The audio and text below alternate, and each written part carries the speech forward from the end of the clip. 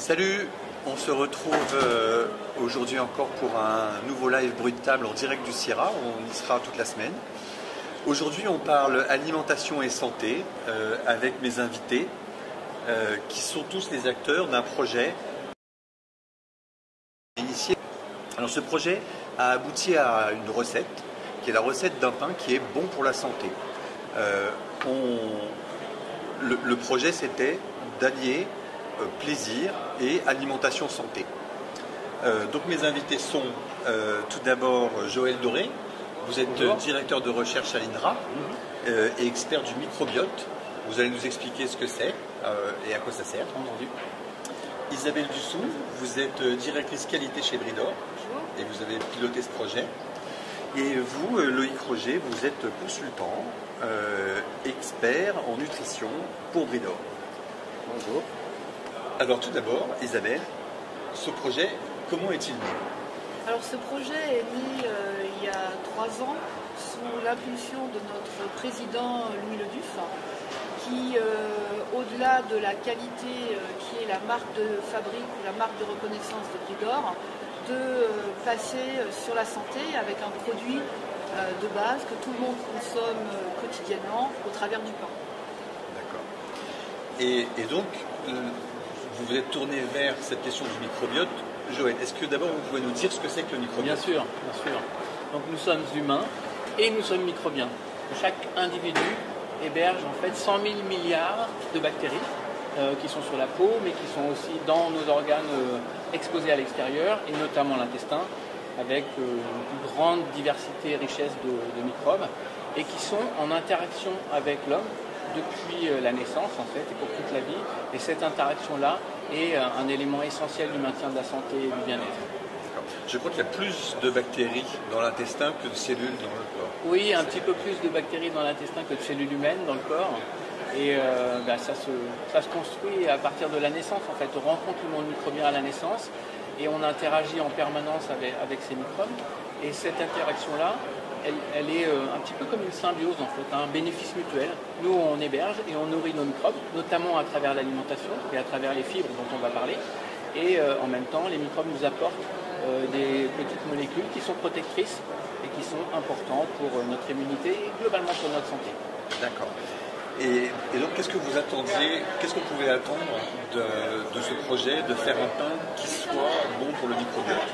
Alors on savait à travers les résultats scientifiques que les fibres alimentaires sont un élément important, un vecteur de santé on va dire en fait, et on avait cette connaissance préalable, et des résultats tout récents, dont des travaux de l'INRA et de l'unité Métagénopolis à laquelle j'appartiens, a démontré que, au-delà même de la quantité de fibres, la richesse et la diversité des fibres est un élément important pour diversifier le microbiote et pour apporter des bénéfices, en fait, l'améliorer. Et donc on est parti sur cette hypothèse dans une discussion avec Bridor en disant le pain étant un aliment privilégié finalement pour apporter des vecteurs de santé, on va faire en sorte que ce pain soit enrichi en fibres. D'accord. Et donc le pain était un bon support pour le... Le pain naturellement est un aliment présent sur toutes les tables de France, dans le monde, puisque c'est un aliment qui existe depuis des centaines d'années. Donc c'était forcément le vecteur sur lequel on pouvait agir pour un aliment santé. D'accord. Alors vos recherches, elles ont consisté en quoi? Une sélection? Alors la proposition qu'on a fait quand on a discuté avec Bridor a été de justement jouer sur la richesse en fibres. Et donc on a fait une proposition qui était un peu un défi en termes technologiques en fait, de dire voilà, au-delà même de la quantité de fibres, on va apporter une grande diversité. Et Bridor a été en charge finalement de développer une recette à partir de cette proposition qui puisse aboutir à un pain enrichi en fibres. D'accord. Mais c'est l'INRA ou c'est Bridor qui a choisi ces fibres? Enfin, c'est céréales, on a fait ça ensemble en fait. On imagine bien comment c'est facile pour le chercheur de proposer une grande liste, et après en termes technologiques il faut effectivement aboutir à un produit qui soit intéressant, qui soit bon, qui apporte à la fois le plaisir et le bénéfice santé. Et qui puisse être produit, Loïc. Oui, tout à fait. Mais au niveau des fibres, il faut aussi rappeler que on trouve dans notre alimentation générale, en fait, tout un spectre de différentes fibres. les principaux apports de fibres se font à partir des céréales.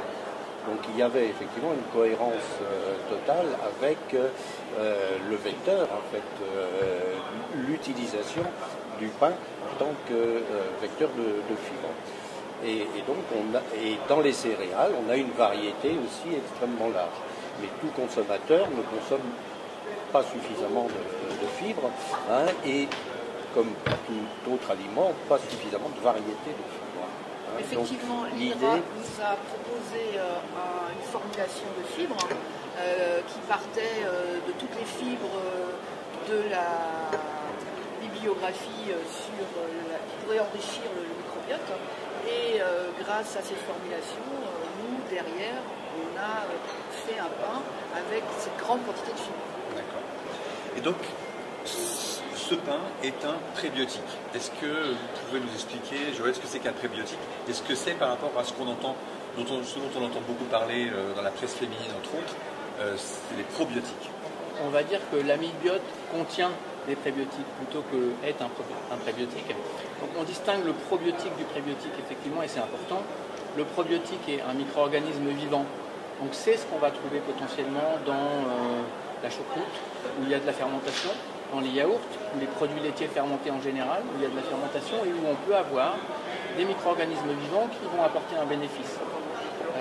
En regard, le prébiotique est un composé chimique. En fait, c'est une molécule qui est apportée par l'aliment, qui va être non digérée par les enzymes de l'homme, et donc qui va arriver à la fin de l'intestin pour nourrir les micro-organismes de notre microbiote intestinal, ce qu'on appelait la flore intestinale avant.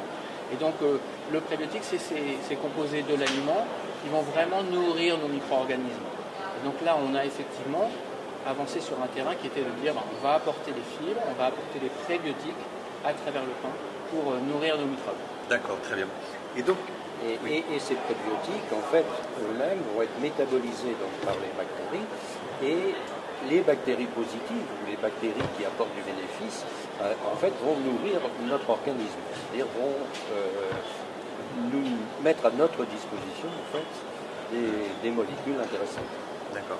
Et quels sont les bénéfices attendus, justement, de ces molécules? Enfin, ou les bénéfices attendus ou les bénéfices observés, d'ailleurs? Alors, le challenge de départ était effectivement de sortir un pain santé, donc il fallait être relativement cohérent, il fallait apporter des éléments qui sont pas suffisamment consommés dans notre alimentation, et c'est effectivement le cas des fibres, puisque les fibres elles sont consommées en moyenne à moins de 20 grammes par jour.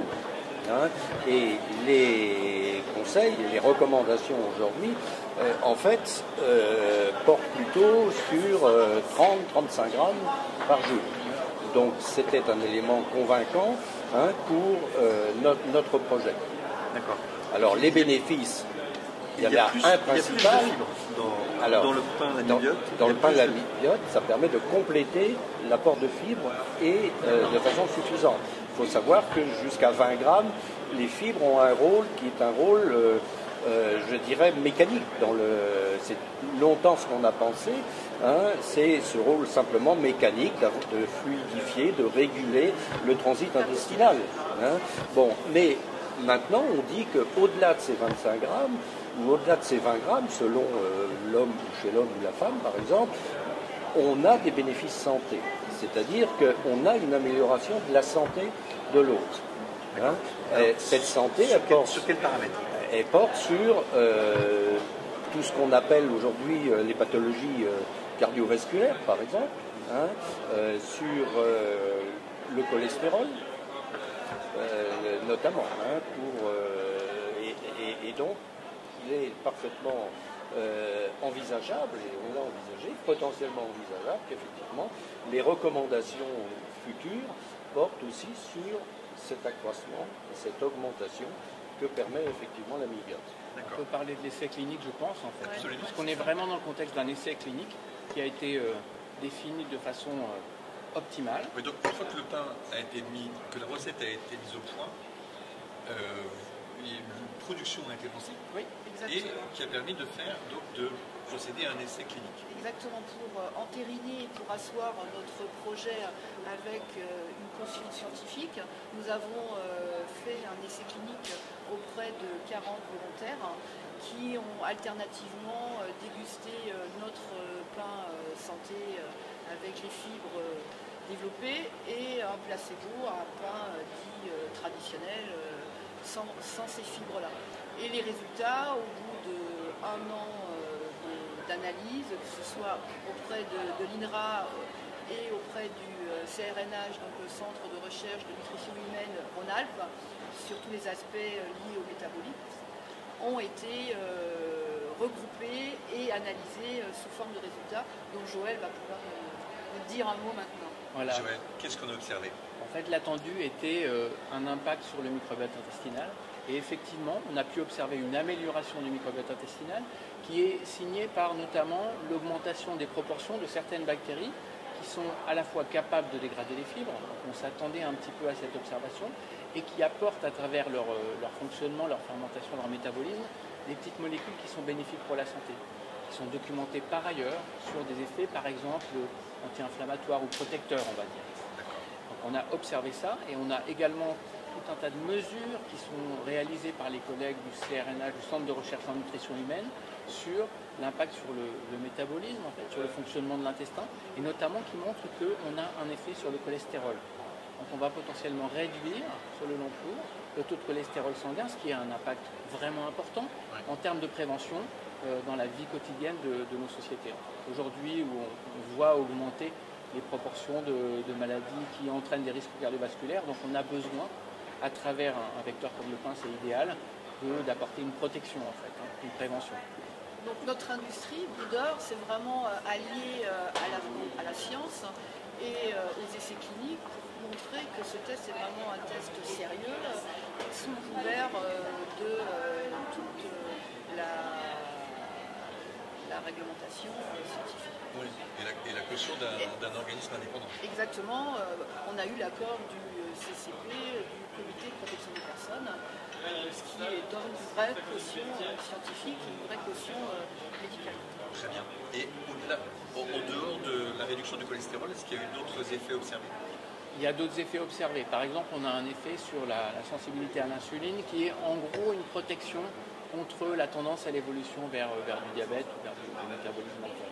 Donc on a, bien sûr, on a un travail d'analyse qui est encore en cours, puisque l'essai a été terminé il y a quelques mois, et qui va nous permettre d'aller un petit peu plus loin dans la mesure de l'impact sur le microbiote de façon très très fine, et notamment on est capable, grâce à nos outils à l'INRA, d'étudier les gènes, en fait, la partie fonctionnelle des bactéries qui peuvent contribuer à la santé. Et donc on va aller jusqu'à analyser très finement l'impact de l'amybiote, ce pain qui a été comparé à un pain témoin, comme on l'a dit, et dans un essai clinique qui était vraiment défini de façon parfaite, un peu comme on fait dans la recherche pharmaceutique, en fait, vraiment avec la rigueur de l'essai clinique. Si j'ai bien compris, Bridor a lancé cette étude clinique sans avoir rien à démontrer, en fait, en disant on va bien voir ce qu'on observe. Pas tout à fait quand même. Il y a pas mal de paramètres qui ont été mesurés. On avait des attendus, on avait de la littérature scientifique, des résultats préalables, on avait déjà travaillé sur des gens en surpoids, légèrement en surpoids, et on savait déjà un petit peu ce qu'on s'attendait à observer. Et finalement, quand on regarde l'effet sur le cholestérol, par exemple, on a des effets qui sont au-delà de nos attendus. En fait, hein.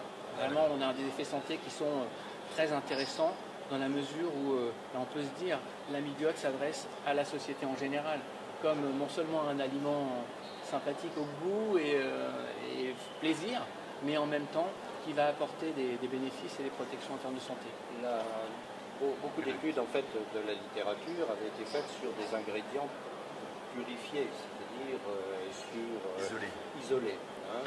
Et effectivement, là on est dans un système alimentaire beaucoup plus complexe et les résultats qu'on peut obtenir ne sont pas forcément, je dirais, les mêmes. D'accord. Et assurés. Donc quand Bridor s'est lancé effectivement dans cette étude, il fallait objectivement penser qu'on n'aurait pas forcément tous les résultats escomptés et tous les résultats que l'on a pu Aussi obtenir. positif et aussi parlant. Donc ça a été un soulagement. Et alors maintenant, j'ai envie de dire, vers quoi on va, parce qu'on est très bien tous les quatre à se congratuler sur nos internautes qui nous écoutent. Qu'est-ce qu'on va leur faire? Aujourd'hui, le pain, la baguette qui a été développée, en plus d'être bénéfique pour la santé, en plus le pain est excellent, la baguette est très bonne. Notre direction marketing et commerciale est pour parler avec différents acteurs, soit de la GMS, soit de la grande distribution, pour commercialiser ce pain, parce que c'est quand même l'objectif.